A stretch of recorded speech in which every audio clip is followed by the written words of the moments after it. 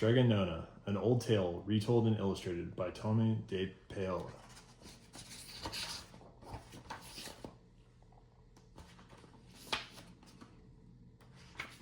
For Franny and Fuffy. In a town in Calabria, a long time ago, there lived an old lady everyone called Strega Nona, which meant Grandma Witch. Although all the people in town talked about her in whispers, they all went to see her if they had troubles. Even the priest and the sisters of the convent went, because Strega Nona did have a magic touch. She could cure a headache with oil and water and a hairpin. She made special potions for the girls who wanted husbands, and she was very good at getting rid of warts.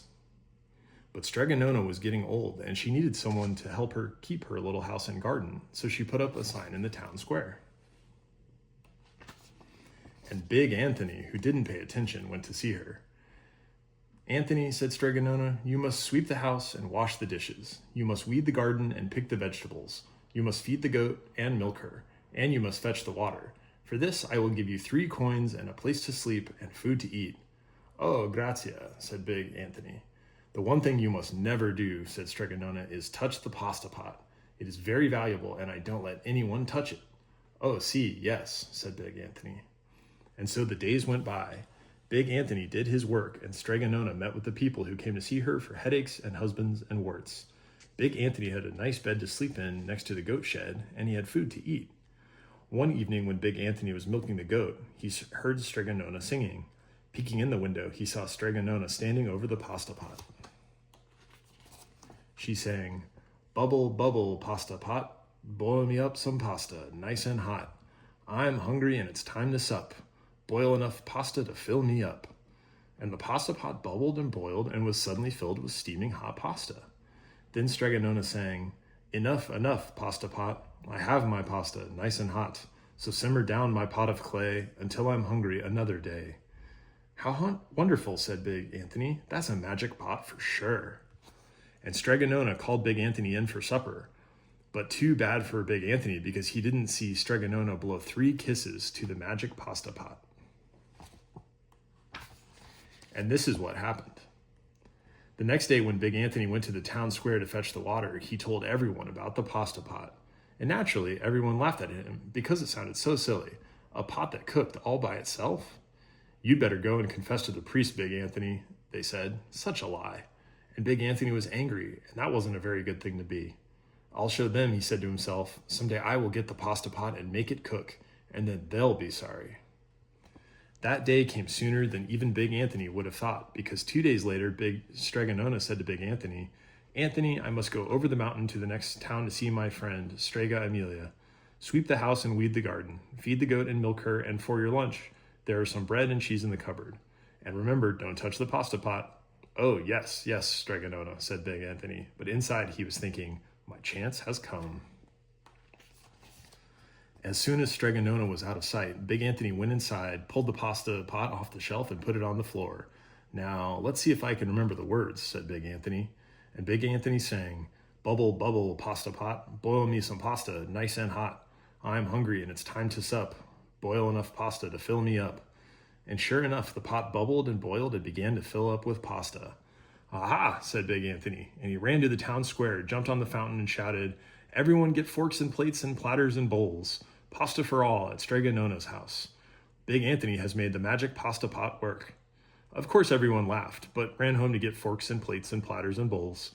And sure enough, when they got to Strega Nona's, the pasta pot was so full it was beginning to overflow.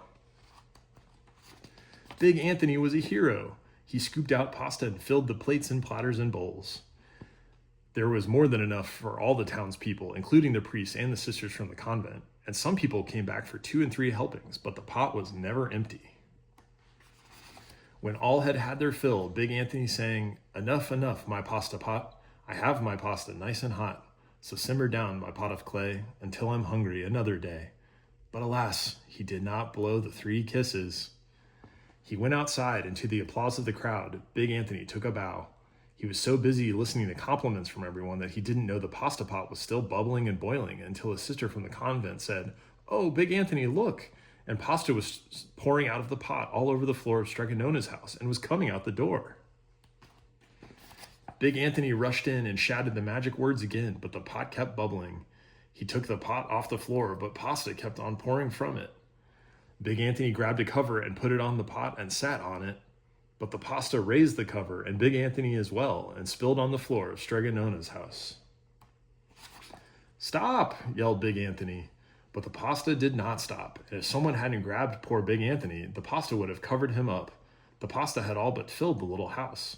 Out of the windows and through the doors came the pasta, and the pot kept right on bubbling. The townspeople began to worry. "Do something, Big Anthony," they shouted.